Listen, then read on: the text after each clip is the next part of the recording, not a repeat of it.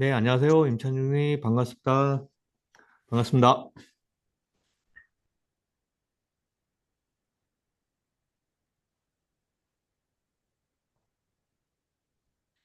지금 3시 57분이고요.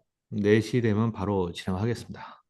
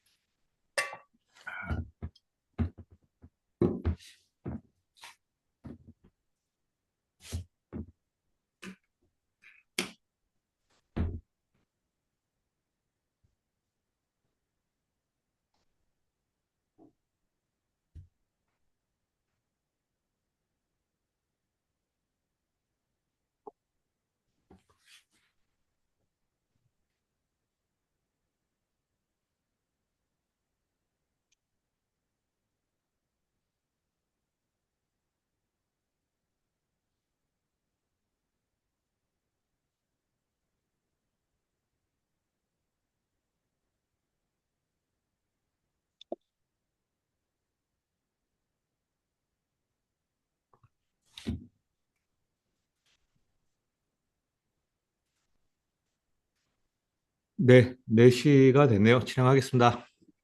안녕하십니까. 김태형 부장입니다. 일단은 이제 시장이 참 좋죠. 일단은 이게 이제 종합지수 차트인데 상당히 좋아요. 그러니까 이제 이날이 이제 이날이 이날이 이제 8월 5일이죠. 8월 5일 날 이제 급락장이 있었고, 그리고 이제 요 7월 중반을 꼭지를 찍고 계속 주식이 하락을 해서 이게 이제 12월 말이거든요. 12월 말까지 전 세계에서 제일 약한 모습을 보여줬죠. 그 다음에 이제 올해 들어와서 이제 한 달 반이죠. 한 달 반 동안의 주가 흐름이, 특히 이제 최근에 일주일 동안의 주가 흐름이 아주 강한 모습을 보여주고 있어요. 되게 강하죠. 그러니까 사실 되게 새삼스럽다 할까요? 과거에 한 7개월 동안, 7, 8개월 동안 되게 약한 모습을 보다가 강한 모습에 지금 사실 조금 적응이 덜 된 뭐 그런 느낌이거든요. 근데 이제 왜 강한지는 사실 아직도 모르겠어요. 왜 강한지는 모르겠는데, 강한 건 확실해요. 강한 건 확실한 것 같고, 시장이 이제 강한 거에 대해서 좀 얘기를 하면은 몇 가지가 좀 놀라운 게 있어요. 놀라운 게 있는데, 그게 놀라운 게 뭐냐면은, 첫 번째, 음, 외국인들이 선물을 적당히 샀다. 뭐 지금 보면은 이제 제가 선물을 세 가지를 본다고 했잖아요. 그 선물의 기준을 세 가지를 보는데, 이제 보면은 이제 만기가 3, 뭐 6, 9, 12 이렇게 돼 있잖아요. 그럼 이제 12월 달 만기 지나서 지금까지 진행이 됐고, 이제 앞으로 3월 달이 이제 만기가 될 텐데, 12월 만기가 된 다음에 만기일 날 기점으로 외국인의 포션을 제로라고 생각해가지고 계속 더하기 빼기 더하기 빼기를 해서 누적이 시키는 게 이겁니다. 이게 이제 외국인 만기일 선물 누적을 얘기하는 거예요. 근데 그게 오늘 이제 외국인이 아까 대략적으로 한 5천 개 상고를 봤거든요. 5천 개 상고를 봐서 누적으로 봤더니 이게 3,900개로 된 거고, 그리고 이제 이날 기점으로 외국인들이 포션을 갖고 있었을 거잖아요. 이 포션을 만기일 날 무조건 다 없어지는 게 아니라 대략적으로 롤 오버를 해요. 근데 이제 어느 정도 롤 오버를 했는지를 모르니까 만기일 날 시점에 갖고 있던 포션의 70% 정도를 롤 오버를 했다라고 가정하고 70%롤 오버한 거에 더하기 빼기 더하기 빼기를 한 숫자가 요겁니다. 요거예요. 이게 지금 기준으로 18,000개 정도 선물을 매수를 갖고 있고요. 여기에 있는 선물 외국인 매매 속도라는 건 뭐냐면은 이게 이제 시장이 오르기도 하고 빠지기도 하고 오르기도 하고 빠지기도 하는데 이 빠지고 딱 찍고 꼭지를 저점을 딱 찍고 올라왔을 때 외국인들의 선물을 이렇게 더하기 빼기 해서 누적을 했었을 때 숫자거든요. 그게 이제 지금 현재 3만 5천 개예요. 통상 외국인들의 선물 포션이 3만 개 이상이면은 이제 그쪽 방향으로 확실하게 잡았다라고 생각을 하는데 지금 보면은 세계가 매수이기는 하고 그리고 이게 이제 변곡점을 기준으로 했을 때 선물 3만 5천 개를 갖고 있으니까 외국인들은 음, 이 우리나라 시장에 대해서 상승 쪽으로 비중을 좀 두고 있다라고 보시면 되는데 대신 이게 강력한 건 아니에요. 보면은 외국인들의 이제 선물을 보면은 음, 미결제가 미결제가 음, 최근에 와서 이제 늘어나기 시작했거든요. 그러니까 이제 요 시점부터 미결제가 이제 빨간 이게 미결제 잠깐만요. 이게 미결제 수량이 이겁니다. 미결제 수량이 이건데 미결제 수량이 이거고 그건 선물에 사고 파는 숫자거든요.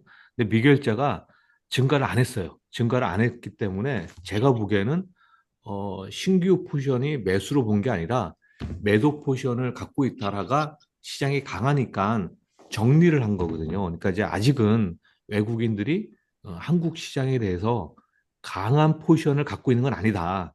뭐 숫자로는 뭐 상승 쪽이긴 하나 그 상승이 아직까지는 강한 포지션은 아니다라고 생각을 하는 거고요. 이제 그래서 이제 지금 이건 이제 썰입니다. 썰인데 어떤 게 있냐면은 이제 우리가 공매도 음, 공매도를 지금 외국인들이 못 하고 있거든요. 못 하고 있는데 이게 언제부터 되냐면은 뭐 정확한 날짜는 모르는데 3월 중에 이제 공매도가 재개가 될 거예요. 재개가 될 겁니다. 그러면은 외국인들 입장에서는 주가를 올려서 공매를 때리면은 아래로 먹을 수 있으니까 위로 올리고 아래로 빼기 위해서 주가를 끌어올린다라고 하는 썰이 있어요. 근데 그건 아닌 것 같아요. 왜 그러냐면은 외국인들이 지금 현재 주식을 사느냐? 그렇지 않아요.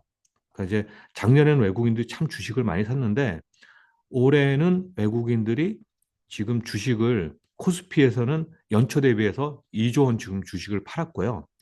코스닥은 1조 2천억을 샀어요. 그러니까 이제 코스닥을 왜 사는지는 잘 모르겠는데 어찌됐건 코스닥은 1조 2천억을 샀고 코스피는 2조를 팔았어요. 그러니까 이제 이 코스닥 얘기인가요? 그건 잘 모르겠는데 통상 이제 공매도를 한다면은 대부분이 이제 코스피에 집중이 되잖아요. 코스피에 집중이 되기 때문에 제가 보기에는 이 썰은 이 썰은 좀 안 맞는다라고 봐요. 왜냐하면 이제 외국인이 주식을 사면서 끌어올린 다음에 공매도를 쳐서 주가를 하락하면은 위로도 먹을 수 있고 아래로도 먹을 수 있는데 이건 아니다. 이거는 이제 누군가 그냥 썰로 만들었다라고 보시면 된다. 근데 이제 증명하기는 참 어렵다라는 정도로 보시면 될 것 같아요. 이게 이제 지금 한국 시장에서 음, 있는 가장 첫 번째의 이제 특징이라고 보시면 돼요. 그러니까 이제 첫 번째 특징은 외국인의 선물 포션이 상승 쪽에 비중을 많이 갖고 있다. 그래서 이제 몇 개월 동안에 외국인들이 선물을 계속 이제 매도를 갖고 있던 게 이제 어찌됐건 매수로 바뀌었다는 게 이제 가장 큰 이슈 중에 하나고요. 두 번째는 이제 신문에 보면 이제 거래 대금이 이제 많이 늘어났다고 그러잖아요. 지금 저도 이제 거래 대금을 계속 보고 있거든요. 거래 대금을 이제 매일 체크하고 있는데 코스닥의 이제 시총 이제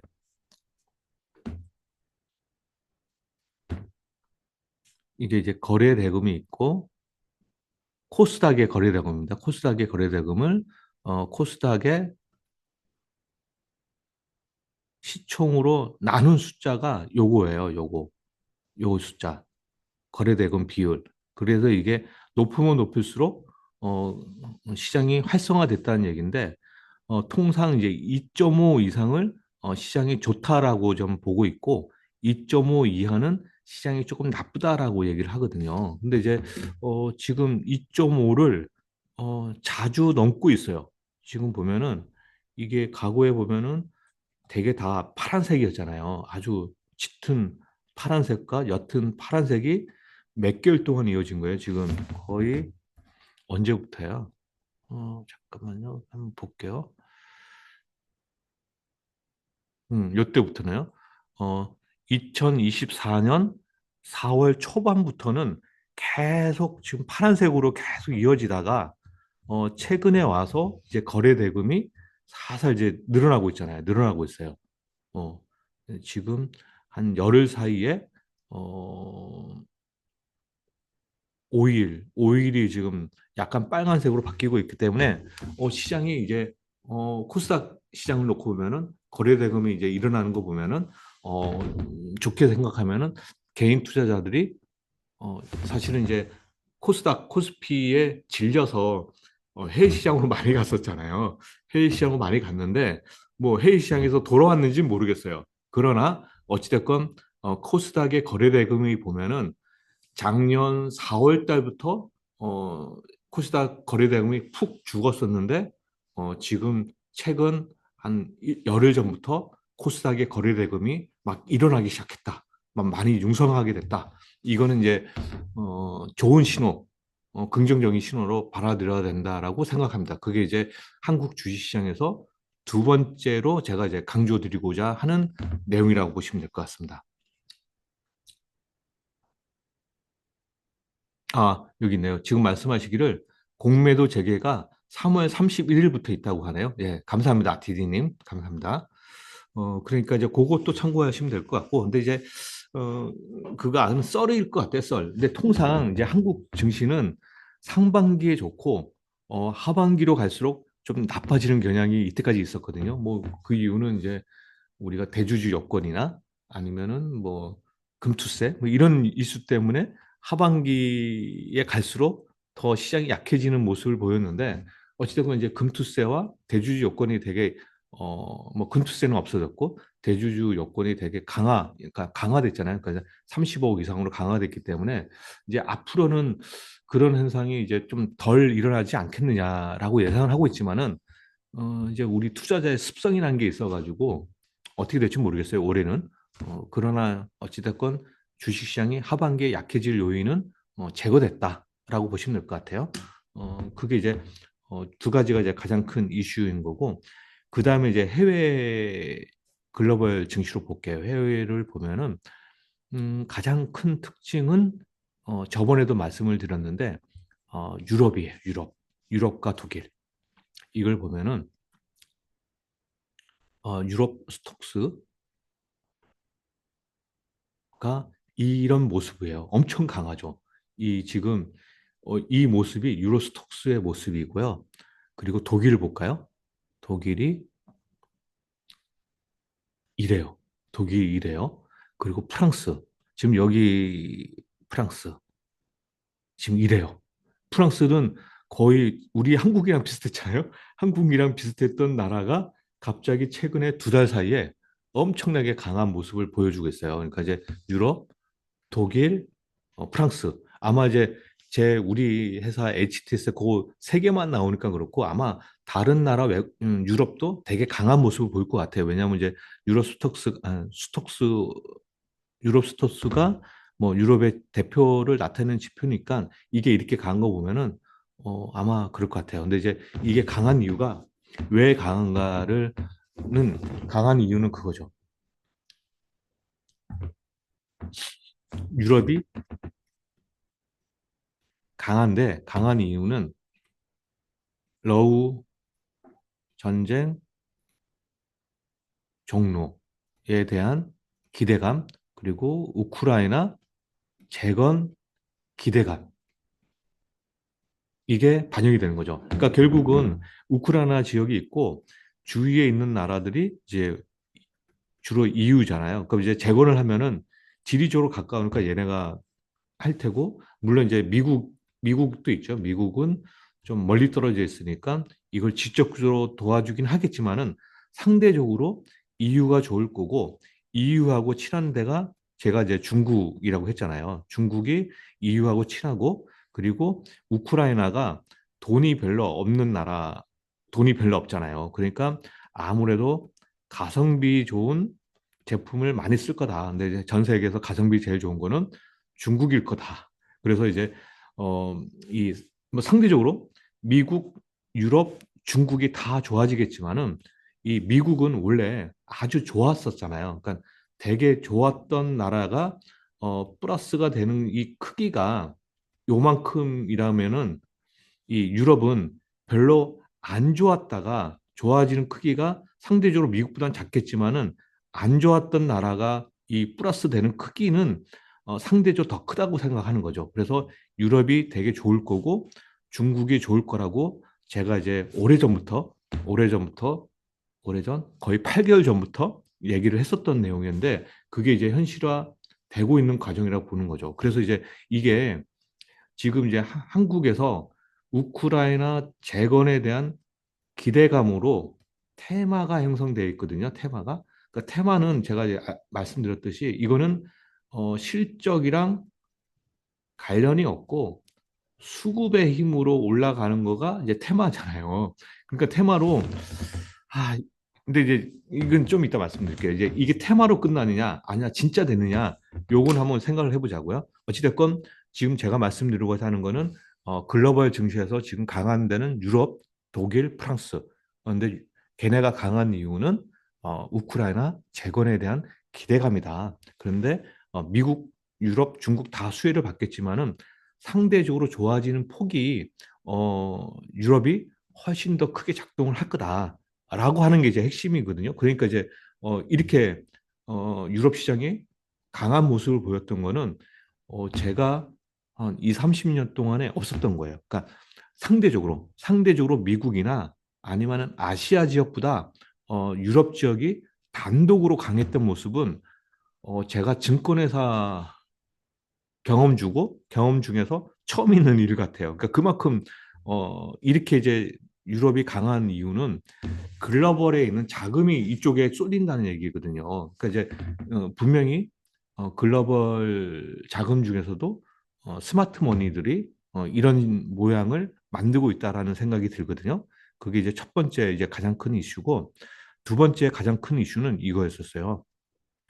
홍콩 항생 지수. 이것도 이제 저번 시간에 제가 말씀드렸는데 얘가 지금 강하잖아요. 강한 모습은 제가 이제 저번에 말씀드렸듯이 딥시크예요, 딥시크.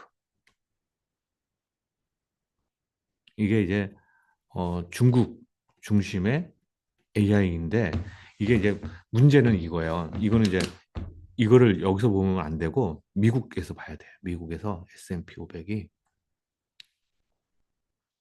S&P 500이 되게 강한 모습을 보였고 이거는 일봉이 아니라 주봉을 보면은 요때가 이제 코로나 시국이잖아요. 코로나 시국이고 이제 여기까지는 돈의 힘으로 올라갔다고 보여지거든요.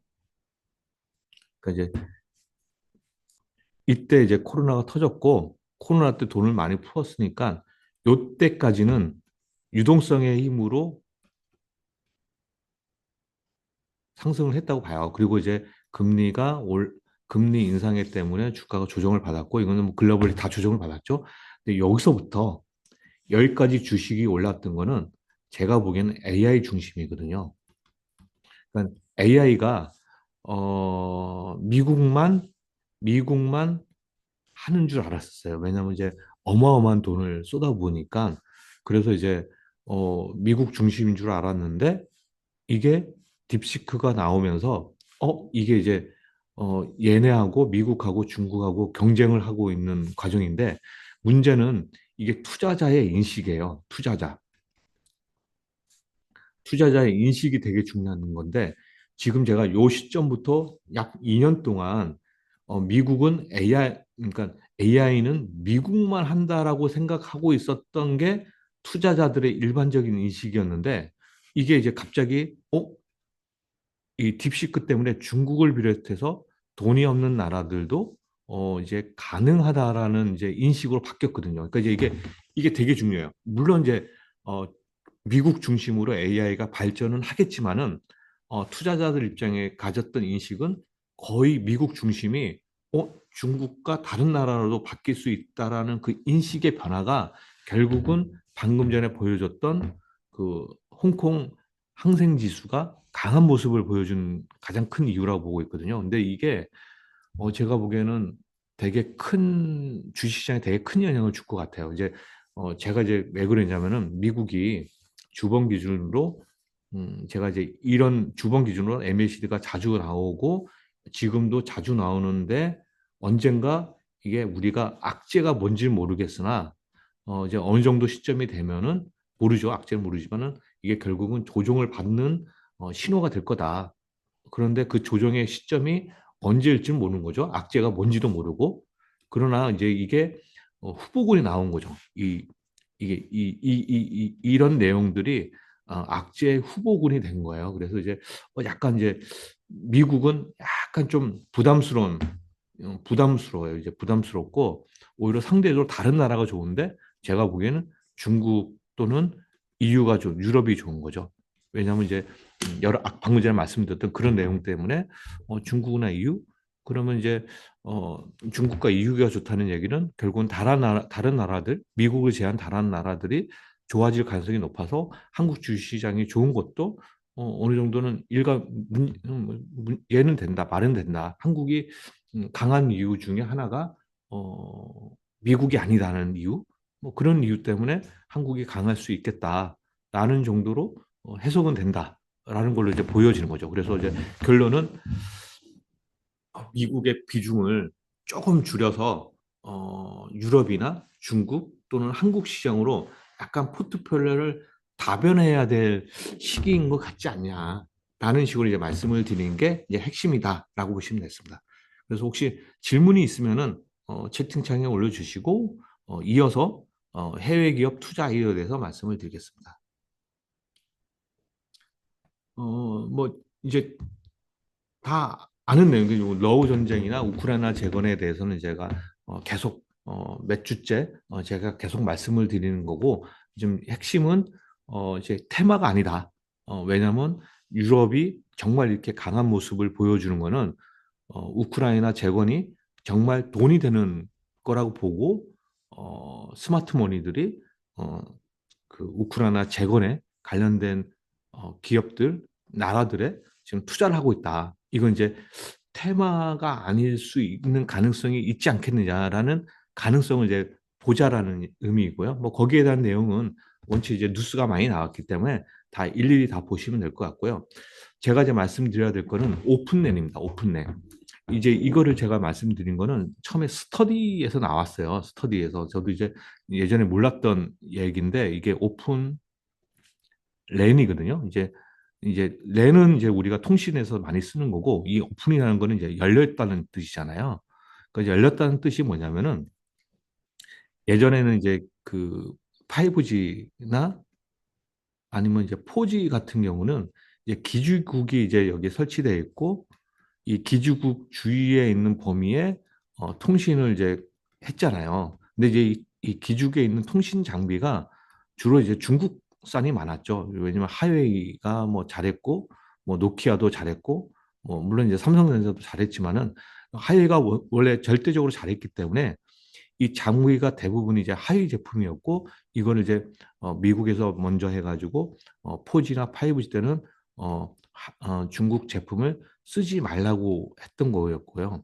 근데 이제 기존에 있는 장비들이 대부분 노키아나 삼성전자 또는 이제 기타 이제 일본 제품이 많았던 거잖아요. 근데 이 제품을 어, 오픈이라고 해가지고 요거를 장비 중심이 아니라 소프트웨어 중심으로 바꾸겠다는 거예요. 왜냐하면 이제 앞으로 AI 시대가 도래하고 그리고 보안이 중요한 시대가 되기 때문에 그래서 이 장비에 갖춰져 있고 이 소프트웨어를 업그레이드 시키거나 아니면은 이 프로그램을 설치를 해가지고 이거를 어, 운영을 이제 통신 장비의 운영을 하기 위해서 하겠다는 얘기고 장비는 어느 회사가 들어도 상관없는 거죠.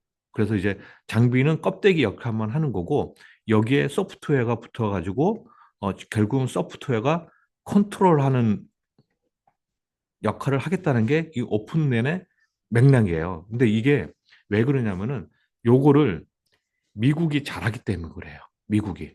그래서 이 오픈랜은 미국 중심으로 통신 통신의 세대를 미국 중심으로 만들어 놓겠다라는 미국의 의도가 들어가 있는 기술이에요. 그래서 이 오픈랜이 미국 중심으로 진행이 될 거라는 얘기거든요. 이 내용이 다.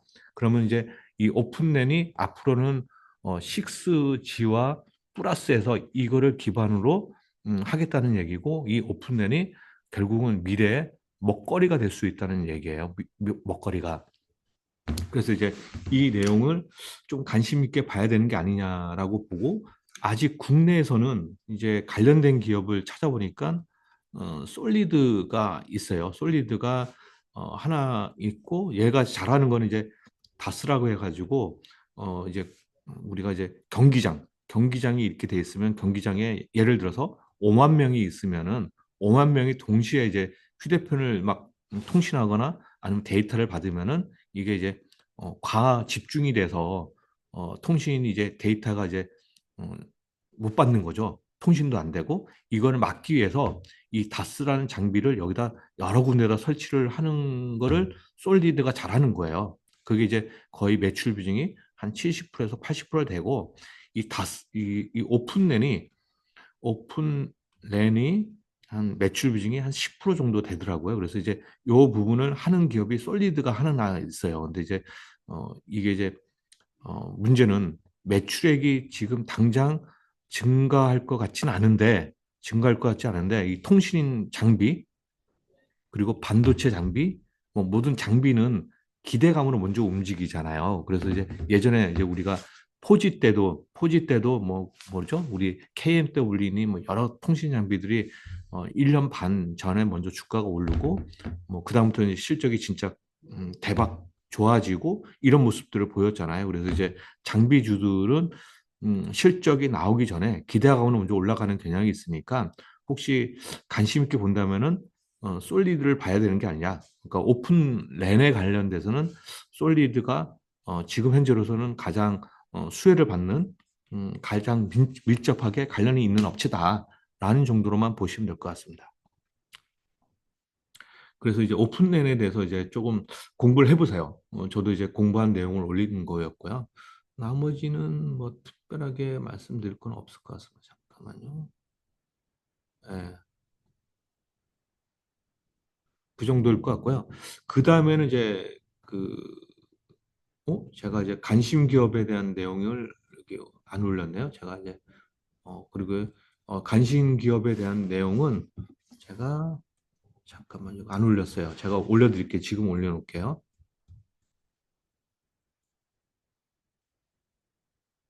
지금 개별 기업에 대한 내용을 올려놓고 관심 기업에 대한 내용은 안 올렸어요. 제가 관심 기업에 대한 내용 올려놓을게요. 잠깐만요. 죄송합니다. 제가 올린다고 한 게 제가 깜빡 잊고 했나 봐요. 관심 기업.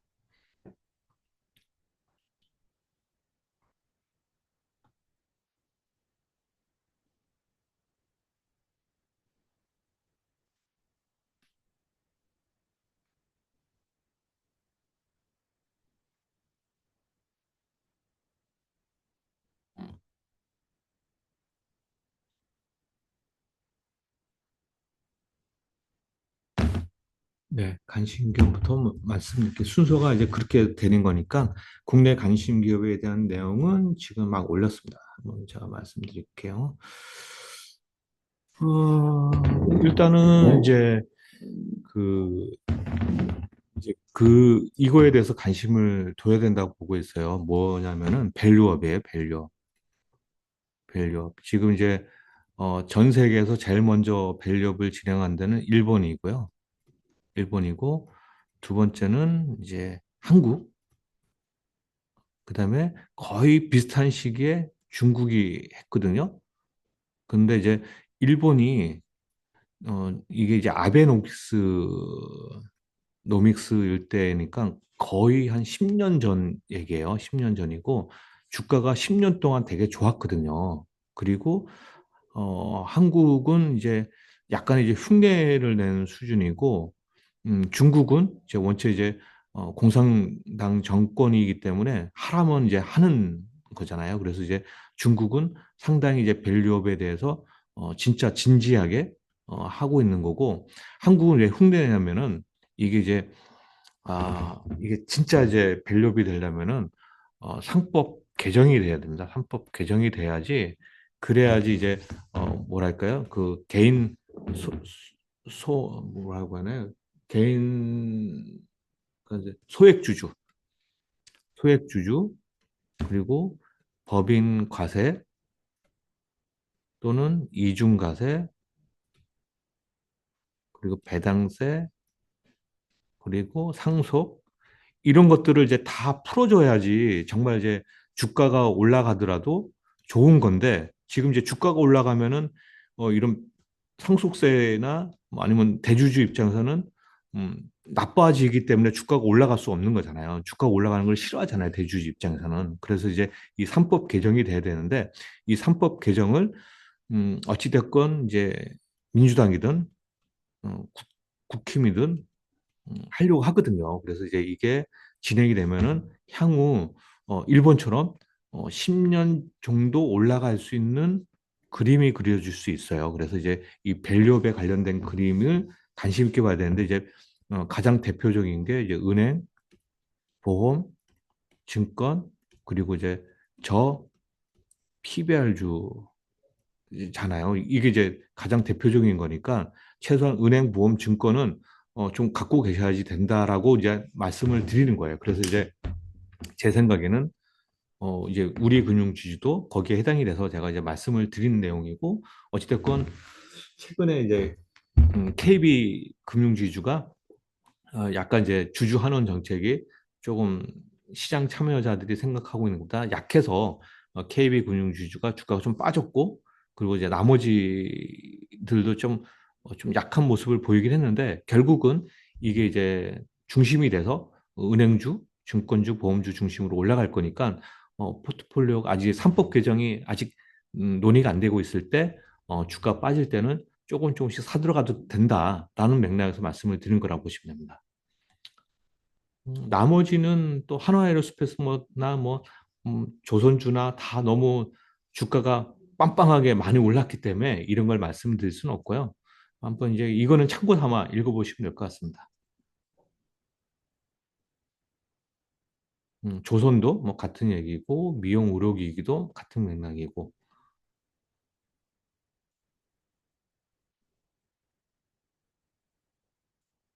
다 뭐 좋은 얘기만 있어서 그리고 주가도 벌써 반영이 돼서 조금 제가 언급하기가 좀 그렇고요.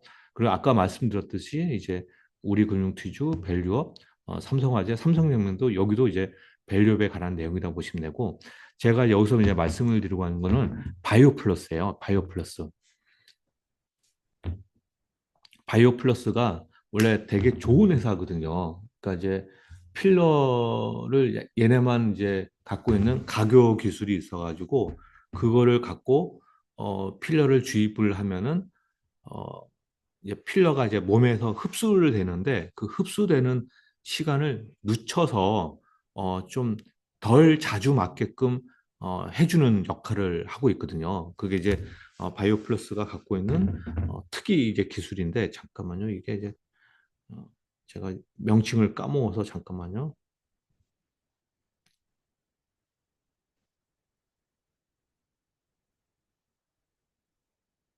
아, 디비닐, 디비닐 셜폰이라고 하네요. 디비닐 셜폰. 디비닐 셜폰이, 이제 필로에 들어가 있는 가교인 거고요. 그 가교를, 좀 더 촘촘하게 만든다고 할까요? 더 크게 만들어가지고, 이 필러를 몸에 주입한 다음에, 몸에서 녹는 시간을 늦추는 역할을 하는 겁니다. 근데 이게 이제, 음, 전 세계, 얘네만 갖고 있는 기술이었고, 이게 이제 마진이 되게 높아요. 마진이 보면은 여기 보면 46%잖아요. 그러니까 이제 비싸게 내놔도 팔린다는 얘기거든요. 그래서 이제 얘네가 이제 그 증서를 되게 크게 한다라고 했는데 그 와중에 이제 코로나가 터지고 그러면서 이제 매출액이 좀 덜 생기고 그러면서 현금 흐름에 문제가 생기고 이러면서 이제 주가가 급락을 했다가 최근에 와서 이제 실적이 다시 개선되는 모습이 나오면서 바이오 플러스가 살짝 살짝 움직이기 시작해요.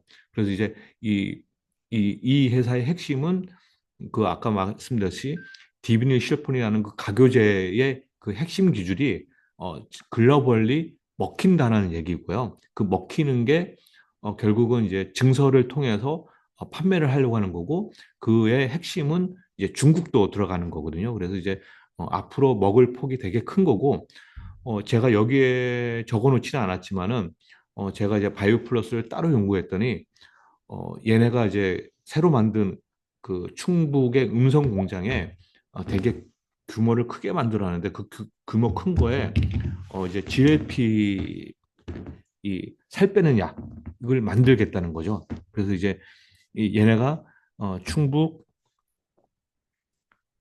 음성 공장에 엄청나게 이제 규모를 과거에 비해서 이제 4배에서 5배 정도 더 큰 공장을 만들어 온 거예요.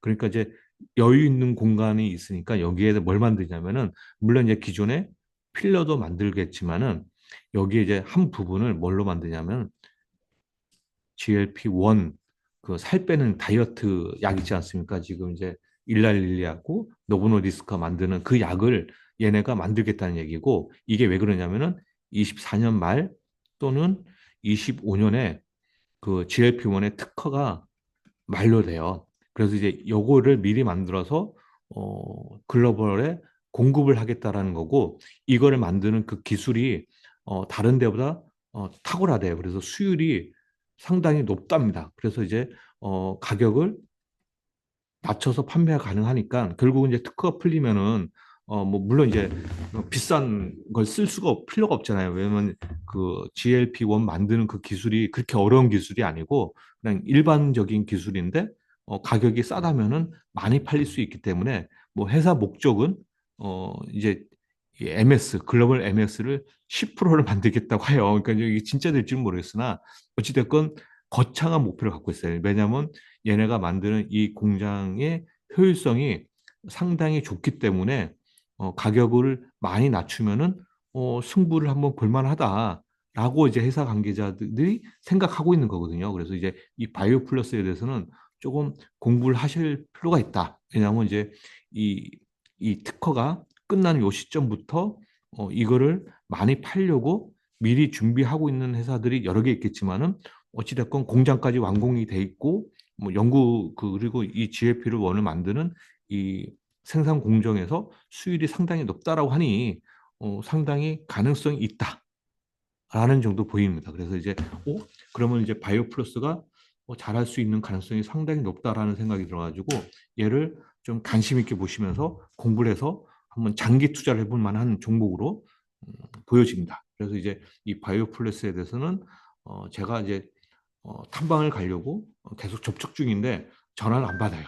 그러니까 이제 어찌됐건 탐방을 갈 수 있으면은 탐방을 가서 말씀을 드릴 수 있도록 하겠습니다. 이제 국내 관심 기업에 대해서는 다 얘기 드렸고요. 그다음에 개별 기업입니다. 이 개별 기업에 대해서 되게 좀 말씀드릴 게 꽤 많아요. 지금 보면은 잠깐만요.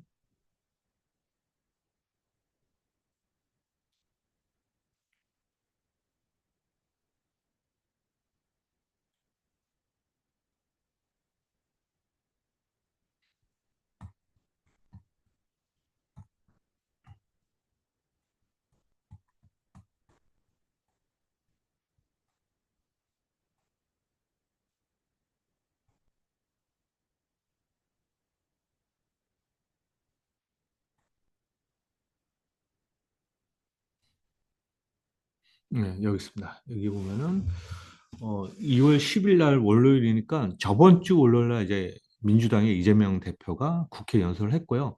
핵심은 이제 이겁니다. 30조 원 추경을 발표했습니다. 이제 과거에 이제 이재명 대표가 분배를 중심으로 했는데 이번에는 성장을 중심으로 하고 있고 그다음에 내수 경기를 어떻게 이제 풀어내기 위해서 추경을 30조 원을 한번 조성해 보겠다라는 거를 국회 발표했거든요. 그래서 그거가 이제 핵심이었다는 얘기고 이 추경 30조가 왜 중요하냐면은 제가 이제 결국은 경기 이게 이제 지금 이제 그 계엄 그리고 탄핵 이 국면이 되면서 이 경기가 상당히 많이 침체됐어요. 그래서 이제 이 내수 경기를 살리기 위해서 결국은 이제 30조 추경을 발표한 거고, 물론 아직은 안 됐죠. 그러나 이제 이게 어찌됐건 지역화폐 중심으로 진행을 될 거고, 그러면은 이제 코나아이가 MS 한국에서 80%를 차지하고 있거든요. 그래서 이제 결국은 코나이를 관심 있게 보자는 게 이제 핵심인데 어찌됐건 이제 그런 내용이 저번 주 월요일 날 있었다라고 보시면 됩니다. 그리고 이제 남양주업. 남양주업도 되게 재밌게 봐야 될 기업이에요. 네, 남양주업은 이제 우리가 잠깐만요. 남양유업은 우리가 이제 다 알다시피 이제 이제 남양유업은 갑질의 대표적인 기업이잖아요. 갑질의 대표적인 기업인데 결국은 이제 이래서 한행 컴퍼니로 인수가 됐잖아요. 그게 이제 24년 1월에 인수를 했거든요. 그런데도 불구하고 계속 소송이 있었었어요. 그랬다가 지금 여기서 보면은 6년 만에 흑자 전환, 6년 만에.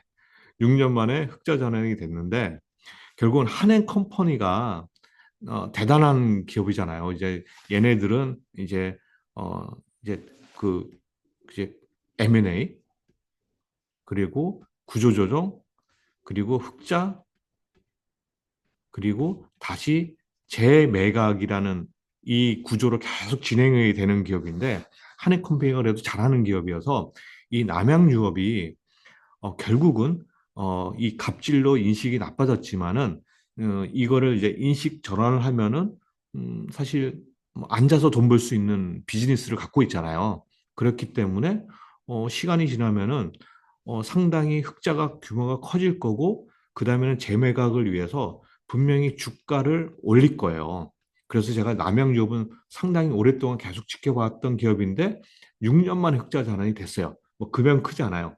7,300만 원, 1억이 안 되는 기업 흑자 전환이 났던 거는 그냥 이제 의미가 큰 거죠. 그래서 이제 앞으로 이 남양유업도 장기적인 안목에서 상당히 관심 있게 봐도 되는 기업으로 보시면 될 것 같아요.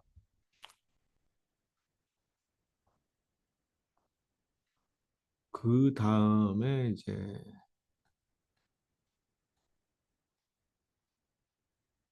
코나이 이제 아까 말씀드렸던 건데 아까 이제 이재명 대표는 30조를 얘기했고 민주당에서는 조금 더 지나서 더 구체적으로 얘기했는데 그게 한 35조 원 추경을 하자라고 얘기를 했으니까 조금 더 규모가 더 커졌다라고 보시면 될 것 같습니다. 그리고 이제 아까 말씀드린 오픈랜에 대한 솔리드에 대해서 말씀드렸고요.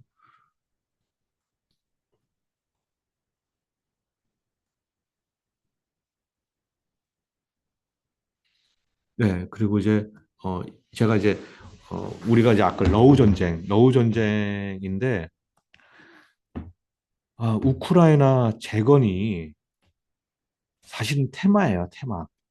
테마는 수급으로만 움직이는 건데 여기 앞에 보면은 이제 삼성물산이니 현대건설이 MOU를 체결해서 어떻게든지 좀 해보려고 하고 있는데 이게 내용인즉 뭐 유럽이나 기존의 미국 기업들이 벌써 준비를 다 해서 한국 기업들이 진출하기가 되게 어렵다라는 내용이거든요.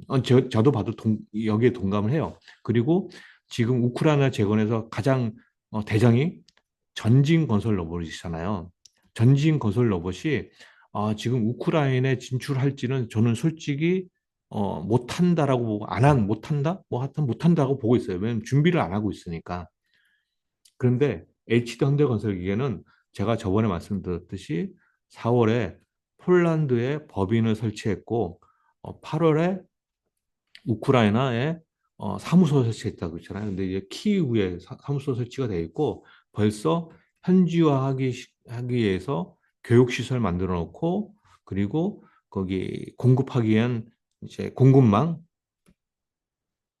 그리고 딜러망 이런 것들 다 준비해 놨어요, 벌써요. 그리고 또 놀라운 거는 전쟁이 나기 전부터 얘네는 점유율이 30% 이상이었었어요. 그러니까 이 HD 현대 건설 기계는 예전부터 우크라이나에서 잘했던 기업이었고 벌써 이렇게 준비를 많이 했기 때문에 제가 보기에는 정말 이 우크라이나에서 돈이 실적이 날 수 있는 기업은 현재로서는 유일하게 HD 현대 건설 기계가 아닐까라고 생각을 한다 얘기죠. 그래서 이제 그거에 대해서는 제가 개인적으로 갖고 있는 생각이다라고 보시면 될 것 같습니다. 예, 제가 다 말씀드렸네요. 그러니까 이제 혹시 궁금한 거 있으면 채팅창에 올려주시고요. 어, 그리고 이제 공유할 만한 좋은 투자 아이디어가 있다면은 채팅창에 올려주시면은 제가 나눠드리도록 하겠습니다.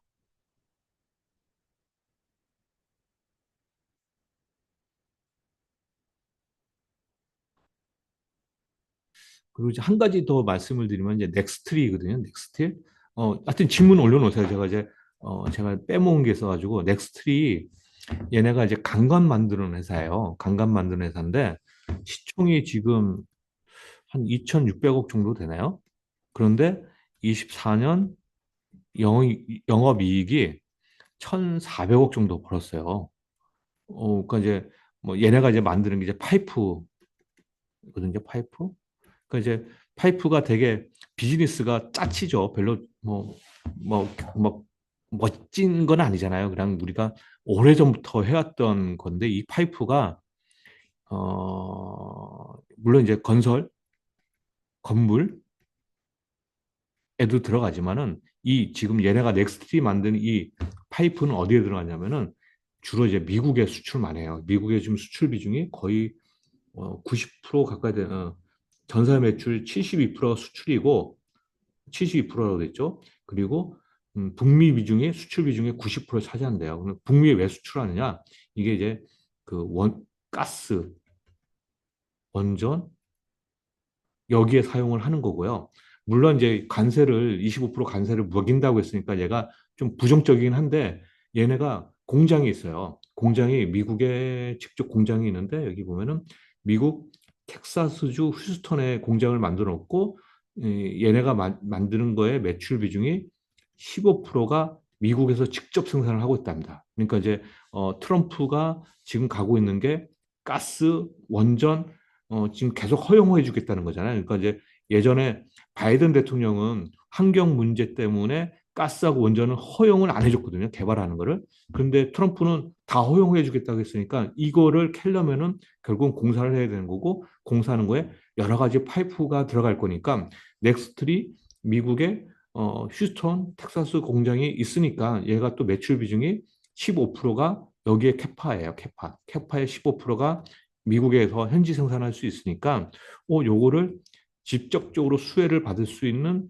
몇 개 안 되는 기업. 뭐 휴스틸도 있어요. 휴스틸도 미국에서 직접 생산을 하고 있거든요. 그런데 이제 넥스트 원체 버는 돈이 많은데 시총도 낮기 때문에 이 넥스트를 좀 관심 있게 보자라는 맥락에서 말씀을 드렸다. 이렇게 보시면 될 것 같습니다.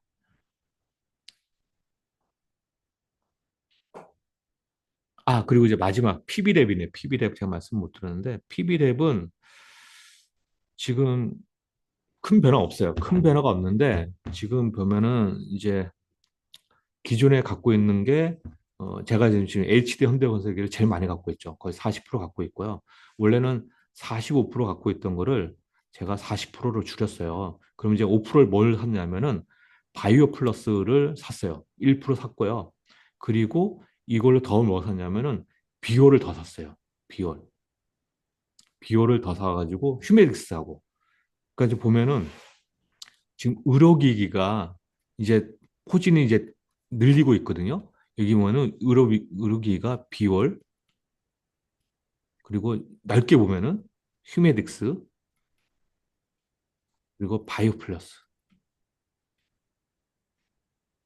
그래서 이제 이거고 바이오 플러스는 지금 1%밖에 안 되니까 이거를 어떻게든지 10% 이상에서 15%로 늘릴 계획을 갖고 있거든요. 바이오 플러스를. 비올하고 비올은 지금 13% 갖고 있으니까 더 늘릴 계획은 없고, 휴메닉스도 지금 14% 갖고 있으니까 늘릴 계획은 없어요. 근데 이제 바이오 플러스를 10%에서 15% 정도 더 늘릴 계획을 갖고 있고, 그런데 이제 뭘 팔아서 늘릴지는 아직 잘 모르겠어요. 근데 이제 바이오 플러스는 아까 이제 말씀드렸듯이 얘가 이제 음, 중장기로 좋아 보이기 때문에 10%에서 15% 정도 늘 계획은 갖고 있다. 이렇게 보시면 될 것 같습니다.